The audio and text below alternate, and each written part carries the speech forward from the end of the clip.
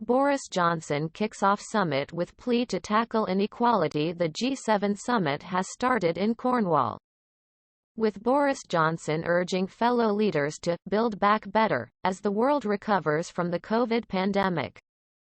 The UK Prime Minister said it was.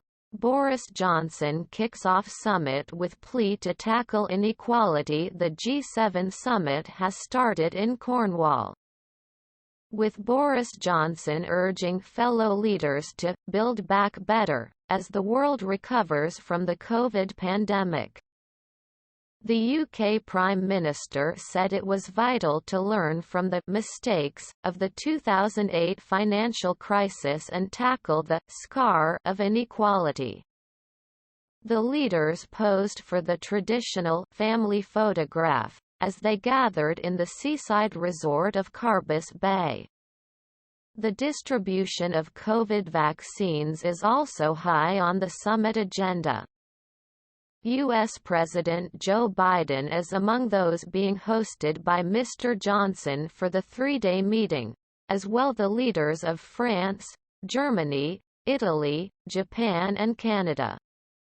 It is the first face-to-face summit of the G7 representing most of the world's biggest economies, since before the pandemic started early last year.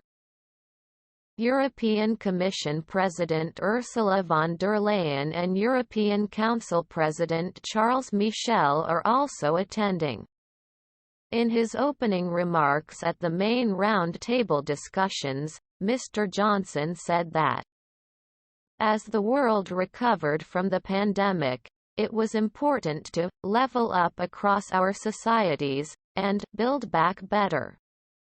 He added, I actually think that we have a huge opportunity to that because, as G7, we are united in our vision for a cleaner, greener world.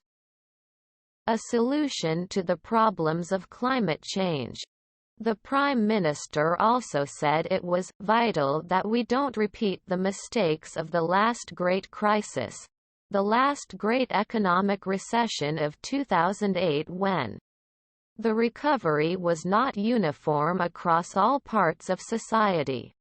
The UK government announced it was giving £430 million in aid to the Global Partnership for Education, to help the world's most vulnerable children get better schooling, with a particular focus on girls.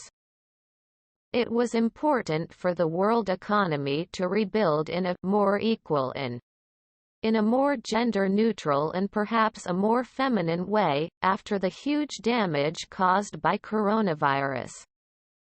Mr. Johnson told his fellow leaders.